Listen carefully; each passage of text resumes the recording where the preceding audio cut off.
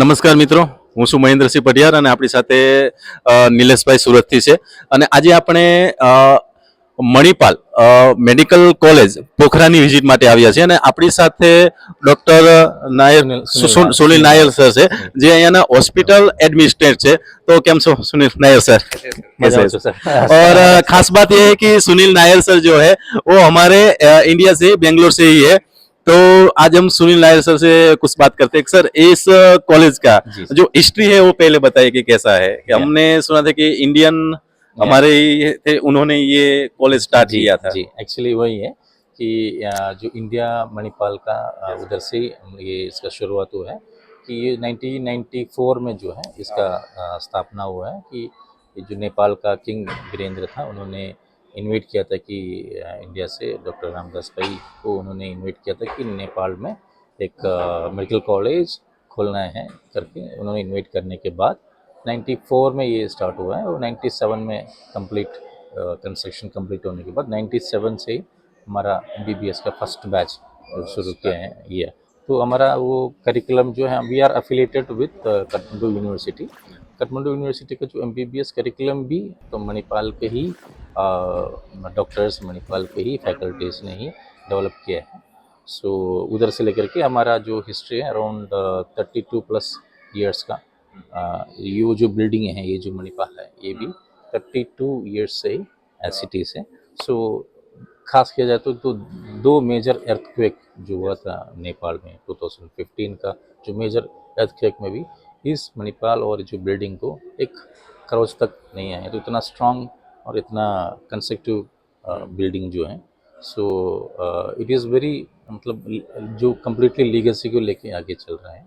So we have Indian students here, students from Sri Lanka, then students from Maldives and students from Nepal. तो 4-5 country का जो students हैं तो यहाँ पे Nepal Manipal college of medical sciences में MBBS और BSc नर्सिंग, PCL नर्सिंग पहले था, फिर अब PCL नर्सिंग फिर से शुरू होगा. Then MD DM programmes, then BMAT, BMIT, BMLT, then अभी BPT भी हम शुरू करने वाले हैं.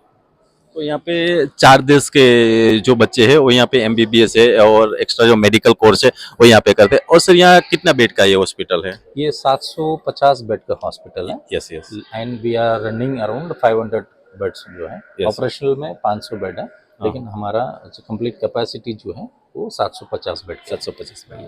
तो हमने देखा पूरा का पूरा बिल्डिंग बिजी शेड्यूल है. अभी शाम का वक्त हो गया है, हॉस्पिटल बंद हो गया है, फिर भी आप देख सकते हैं कि पूरे का पूरा बिजी और पब्लिक क्लाउड यहाँ पे दिख रहा है. और खास बात यह सर कि जो हमारे गुजरात के बच्चे यहाँ पे आते हैं, तो खास दिक्कत क्या होती है कि अब्रॉड जाने वाले हैं तो उस NMC की जो गाइडलाइंस है, उसके रूल्स रेगुलेशन है, तो वो सारे हमारी कॉलेज जो है वो पूरा करते हैं कि क्या है? नहीं, कम्प्लीटली गाइडेंस जो देते हैं. देन हमारा जो एडमिशन काउंसलिंग डिपार्टमेंट भी है. जैसे स्टूडेंट्स अगर किसी भी कंट्री से, किसी भी जगह से स्टूडेंट्स आते हैं, तो हम उनको शुरू से देकर के उनका एडमिशन प्रोसेस से लेकर के एवरीथिंग हम गाइडेंस करते हैं.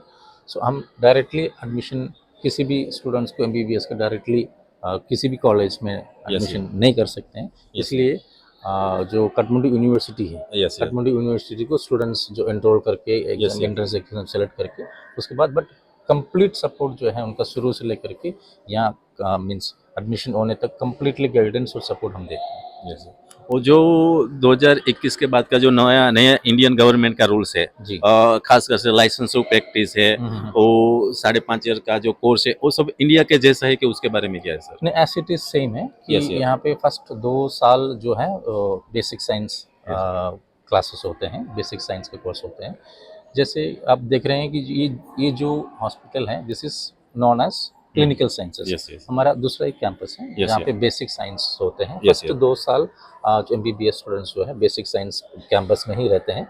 कंपलसरी वहाँ पे ही उनको रहना है. वहाँ पे भी हॉस्टल्स है पूरा स्टूडेंट्स के लिए, hostel facilities, gym facilities, sports recreation, sports facilities and canteen facility, food, everything basic science campus में है.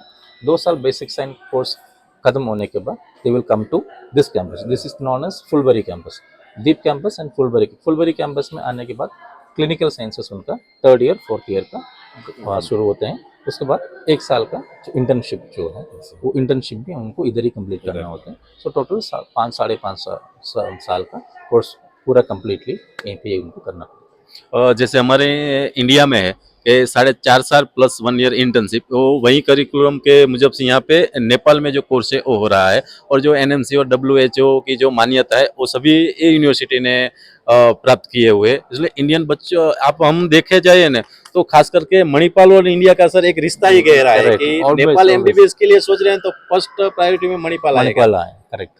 Yes. मणिपाल कॉलेज आएगी। यस, तो जिस बच्चे को भी नेपाल में एडमिशन लेना है उसके लिए best of the best Manipal को मेडिकल कॉलेज है। Yes. हम देखे जाए तो वहाँ का जो बजट है बच्चों का तो वो भी अप्रोड है कि हम Yes. इंडिया में लेना चाहे राजस्थान है या तो अदर प्राइवेट है मैनेजमेंट कोटा में तो 1 CR अप हो जाएगा। तो इसकी फी भी सभी बच्चों को परवड़े ऐसी फीस है। तो किसी भी बच्चे को एडमिशन लेना है या भी नेपाल की कोई भी मेडिकल कॉलेज के बारे में जानना है तो नीचे मेरा नंबर दिया हुआ है, तो आप मेरा कांटेक्ट कर सकते हैं। Thank you so much. Thank you thank you sir. Sir, thank you.